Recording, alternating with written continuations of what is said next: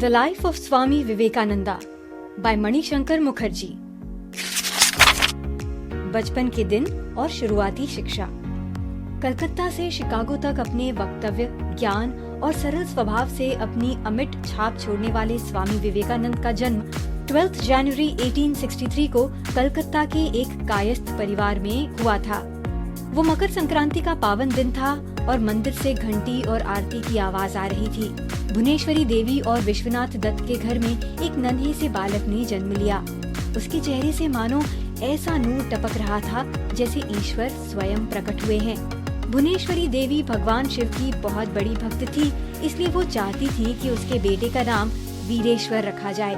लेकिन उनके पंडित ने उनका नाम नरेंद्रनाथ तय किया और घर पर सब उस दिव्य बालक को नरेन कहकर बुलाने लगे। किसे पता था अपने घर का लाडला नरेन एक दिन विश्व गुरु स्वामी विवेकानंद बनने वाला है। उनका पूरा परिवार काफी पढ़ा लिखा और खुले विचारों का था। उनके पिता विश्वनाथ दत्त कलकत्ता हाई कोर्ट के एक जाने माने वकील थे। अंग्रेजों के साथ उनका उठना बैठना था, इसलिए वो वेस्टर्न कल्चर से काफी प्रभावित थे। वो चाहते थे कि नरेंद्र भी किसी बड़े अंग्रेजी स्कूल से पढ़कर ब्रिटिश गवर्नमेंट में बड़ी पोस्ट पर काम करे। उनकी माता भुवनेश्वरी देवी धर्म कर्म में बहुत विश्वास रखती थी। उनके घर में आए दिन कोई न कोई पूजा या कथा होती थी। घर में ऐसे धार्मिक माहौल के कारण नरेंद्र के मन में छोटी उम्र से ही भगवान के बारे में जानने की और उसे हासिल करने की इच्छा जाग उठी। उनकी माँ अक्सर उन्हें रामायण और महाभारत की कहानियाँ सुनाया करती थी। उनके तर्कों को सुनकर कई बार उनकी माता भी दंग रह जाती थी। उनके पिता भौतिक सुख सुविधाओं के प्रति रुचि रखते थे, लेकिन इसके विपरीत नरेंद्र का मन सन्यासी जीवन और धर्म को समझने में ज्यादा लगता था। अपने क्यूरियस नेचर के कारण वो हर किसी से सवाल पूछते रहते थे। आप एक 7 साल के बच्चे की समझ का अंदाजा यहीं से लगा सकते हैं कि उसने अपने पिता से पूछा कि आपने मेरे लिए क्या किया।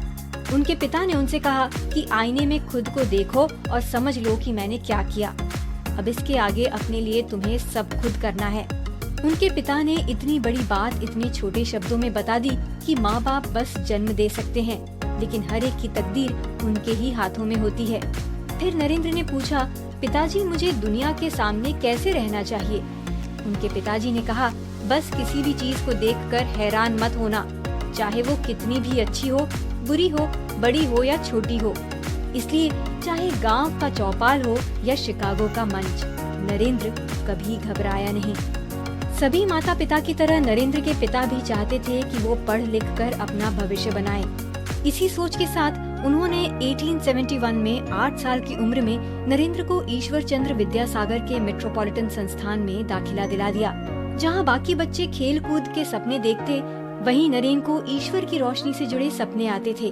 उन्हें सपने में अक्सर रोशनी का एक गोला दिखाई देता जो उनके ऊपर रोशनी की बरसात किया करता था। उस रोशनी में नहाकर उनका तन मन भी उसी रोशनी की तरह चमकदार हो जाता।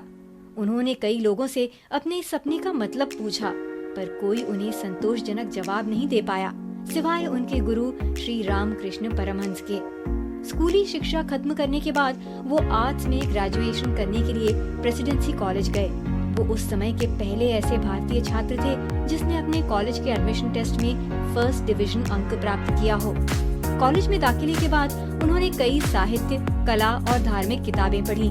किताबों के प्रति उनकी रुचि देखकर उनके प्रिंसिपल विलियम हेस्टी ने कहा था कि उन्होंने आज तक नरेंद्र जैसा स्टूडेंट नहीं देखा। रामकृष्ण परमहंस से मुलाकात। हमारी जनरेशन की सबसे बड़ी प्रॉब्लम ये है कि हम अपना गोल ही नहीं समझ पाते, लेकिन नरेंद्र ने अपने टीनेज के दिनों में ही अपनी लाइफ का गोल डिसाइड कर लिया था। एक दिन उनके सपने में 2 लोग आए। एक पढ़ा लिखा वेल सेटल्ड व्यक्ति जिसके पास अच्छी नौकरी, अच्छा घर, एक खुशहाल परिवार, सभी भौतिक सुख सुविधाएं थी। वहीं दूसरा एक साधु जो ईश्वर की तलाश में सारी दुनिया घूमता हुआ रोज नए लोगों से मिले, दुनिया के हर कोने को देखे, वो भी बिना मोह माया के। सुबह उठकर उन्होंने दोनों रास्तों पर विचार किया और फिर एक सन्यासी बनने का निर्णय लिया। उनका बस एक ही गोल था कि उन्हें भगवान से मिलना था, उन्हें देखना था और उन्हें एक्सपीरियंस करना था। इसके लिए वो एक ऐसे व्यक्ति की तलाश में थे जिसने खुद भी इस एहसास को जिया हो। वो कई लोगों से मिले, उन्होंने ब्रह्म समाज भी ज्वाइन किया। हर किसी से वो एक ही सवाल पूछते थे कि क्या आपने भगवान को देखा है, लेकिन हर कोई उन्हें बहलाने के लिए अलग अलग उपाय बताता रहता। उनका मन बहुत उदास और निराश हो गया। एक दिन किसी ने उन्हें रामकृष्ण परमहंस के बारे में बताया। उनसे मिलने की आशा में वो दक्षिणेश्वर मंदिर गए।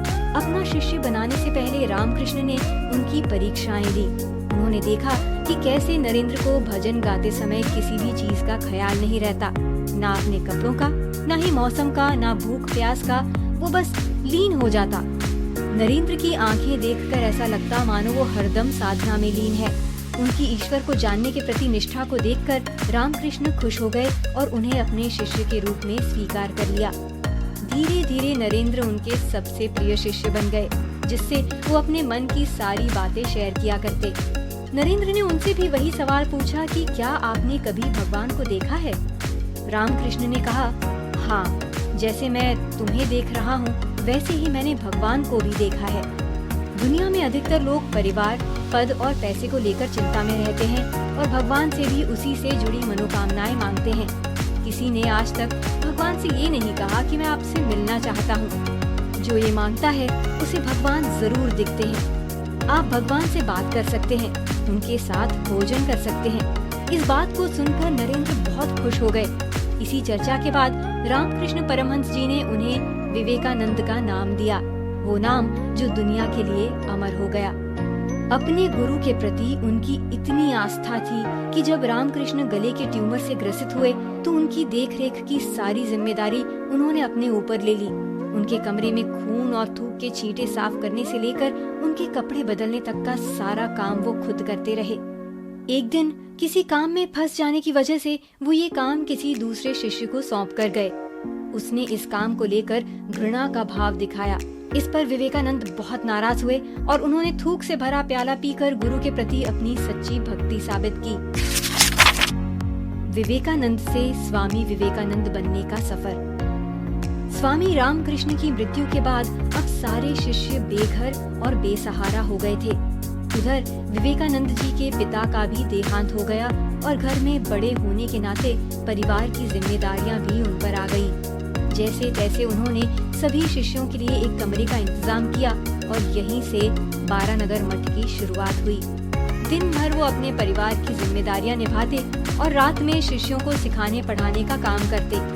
रामकृष्ण की शिक्षा और विवेकानंद के साथ से सभी शिष्य एक दूसरे के साथ प्यार और विश्वास से रहते थे। सांसारिक मोह माया से परे वो 2 जोड़ी कपड़े और सादा खाना खाकर अपना गुजारा करते थे। जब थक जाते तो मन बहलाने के लिए भजन कीर्तन किया करते। लेकिन विवेकानंद चाहते थे कि उनके मठ में रहने वाले हर शिष्य को धर्म के साथ साथ दुनिया का ज्ञान भी होना चाहिए।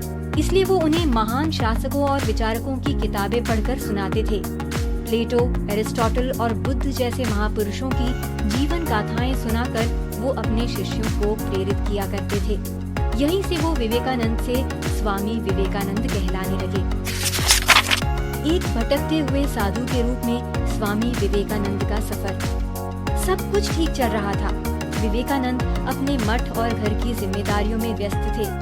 एक दिन उन्हें फिर वही सपना आया जो बचपन में देखा करते थे, जिसमें वो भगवा वस्त्र धारण करके दुनिया घूम रहे हैं, नए नए लोगों से मिलकर नई नई संस्कृतियों को जान रहे हैं। अब विवेकानंद का मन व्याकुल हो उठा। वो पैदल ही भारत भ्रमण पर जाना चाहते थे। वो खुद की तलाश कर अपनी आत्मशक्ति को परखना चाहते थे। उन्होंने अपने मठ के शिष्यों से कहा कि अब उनके आत्मनिर्भर बनने का समय आ गया है और इतना कहकर एक लाठी और एक कटोरे के साथ वो भारत भ्रमण पर निकल गए। अपनी यात्रा के पहले पड़ाव में वो भारत की पवित्र जगह वाराणसी गए, जहाँ बुद्ध और शंकराचार्य जैसे महापुरुषों को ज्ञान की प्राप्ति हुई थी। वाराणसी के घाटों में उन्हें अनंत शांति और सुकून का अनुभव हुआ।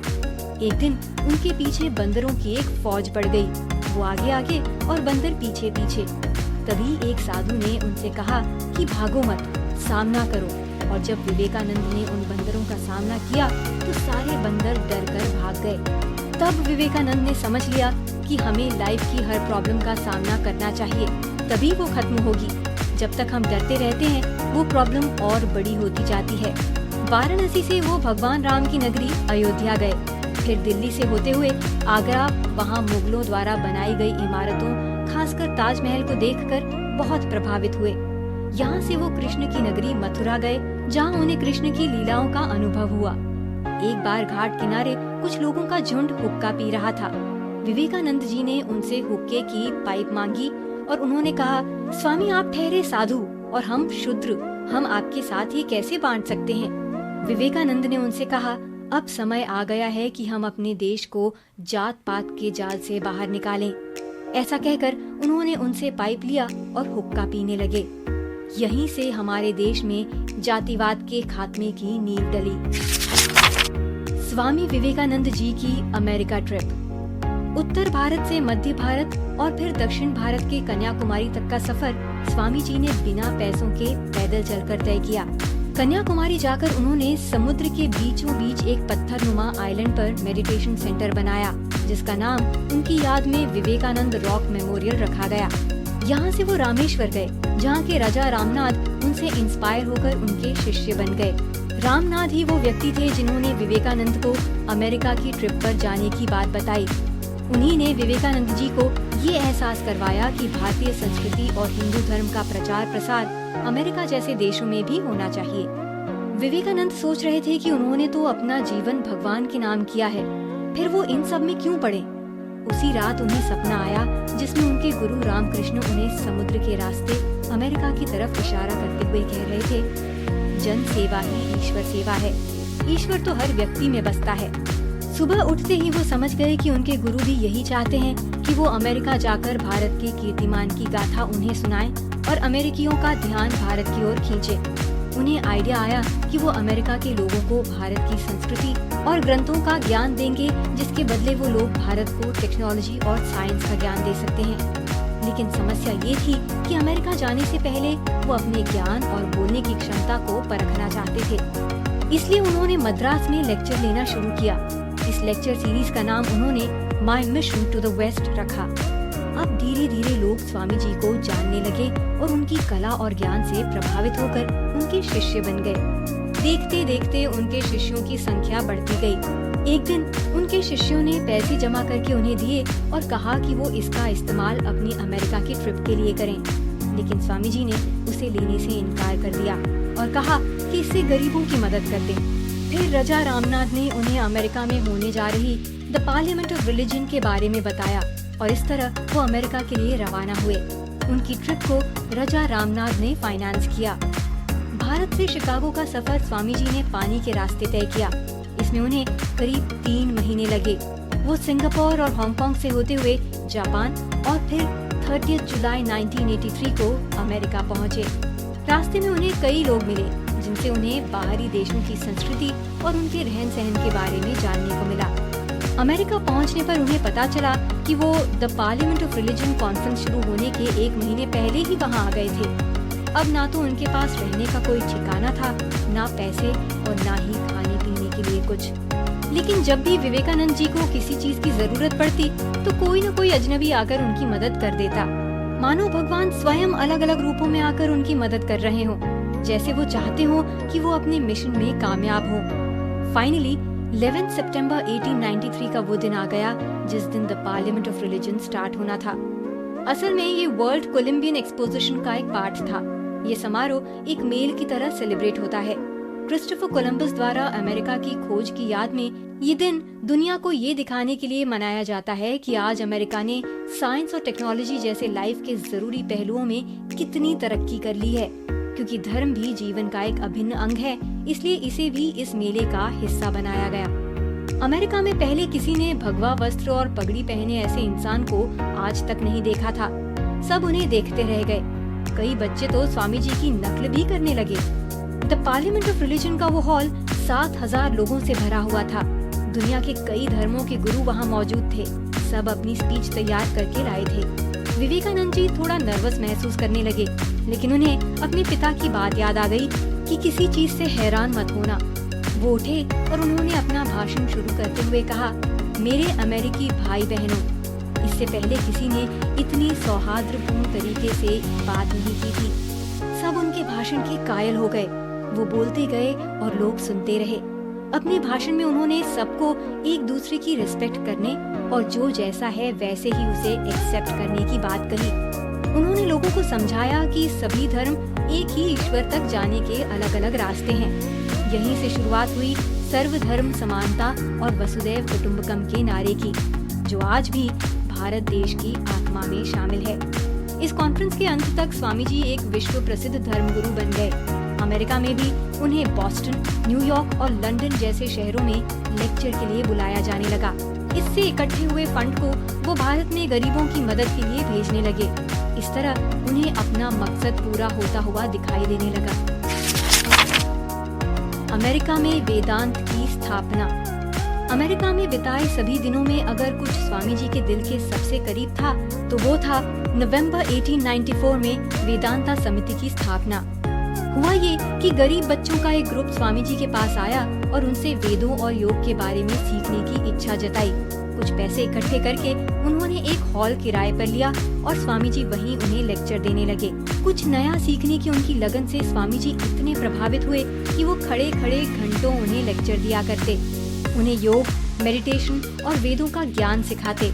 अपने इन लेक्चरों को समराइज करके उन्होंने राजयोग, भक्ति योग, कर्म योग और ज्ञान योग नाम की किताबें लिखी, जिसे अमेरिका के लोगों ने बहुत पसंद किया। आज भी उनकी ये किताबें भारत ही नहीं बल्कि पश्चिमी देशों में भी पढ़ी जाती हैं। यहीं से न्यूयॉर्क में वेदांता समिति की नींव डली, जिसकी शुरुआत चंद गरीब बच्चों से होकर अमेरिका के बड़े बड़े लोगों तक पहुंच गई। अमेरिका में भारत का परचम लहराने के बाद स्वामी जी भारत वापस लौटे। जब उनका जहाज मद्रास के पोर्ट पर आया तो लाखों लोग श्रद्धा भरी नजरों से उनकी एक झलक का इंतजार कर रहे थे। ये सब देखकर उनकी आंखें भर आईं। उन्होंने सबका शुक्रिया किया। स्वामी जी ना तो एक राजा थे, ना कोई अमीर व्यापारी, ना ही किसी ऊंची पोस्ट पर बैठे कोई अधिकारी। वो तो बस साधारण से सन्यासी थे, फिर भी लोग उनकी इज्जत करते थे।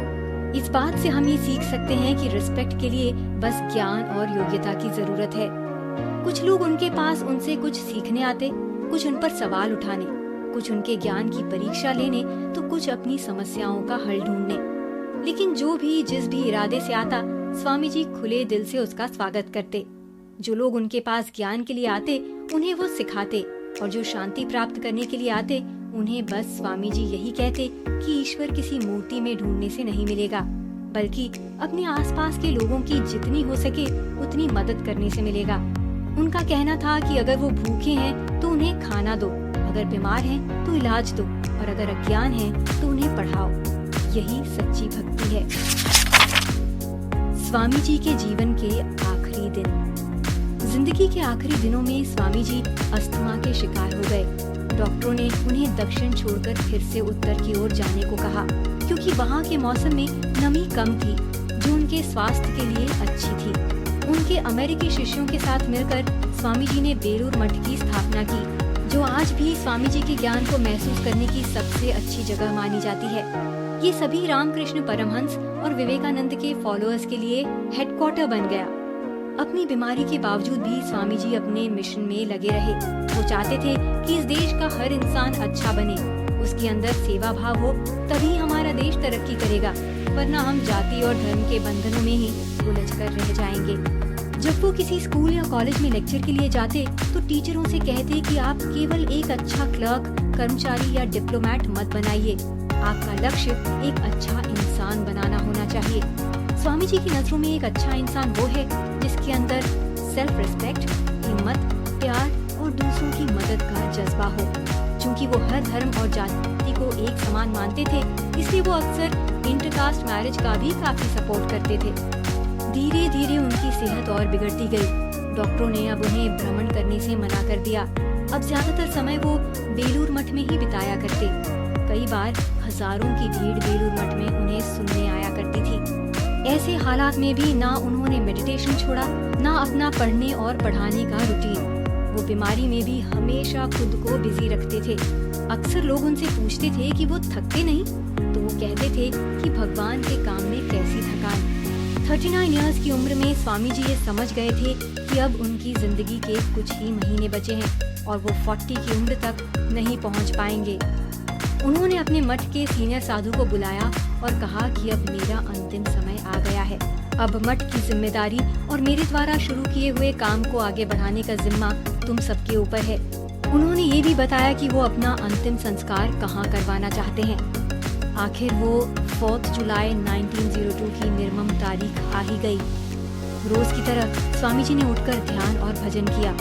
शाम करीब 7 बजे वो अपने कमरे में ये कहकर गए कि कोई उन्हें डिस्टर्ब ना करे। कुछ देर में उन्होंने सभी को कमरे में आवाज दी। स्वामी जी अपनी अंतिम सांसें ले रहे थे। उन्हें बिस्तर पर लिटाया गया। उनके चेहरे पर मौत का डर नहीं बल्कि परमात्मा से मिलने की शांति थी। रात करीब 9 बजे उन्होंने अपना शरीर छोड़ दिया। अगले दिन उनका अंतिम संस्कार ठीक उसी ढंग से किया गया जैसा वो चाहते थे और इस तरह सदी का एक महापुरुष पंच तत्व में विलीन हो गया। जाते जाते उन्होंने कहा कि एक समय आएगा जब मैं अपने शरीर को किसी वस्त्र की तरह छोड़ दूंगा, लेकिन ये मुझे लोगों को प्रेरित करने से नहीं रोक पाएगा। मैं तब तक नहीं रुकूंगा जब तक सब समझ नहीं जाते कि हम सब एक ही ईश्वर की संतान हैं और एक दिन हमारी आत्मा उसी ईश्वर में जाकर मिल जाएगी।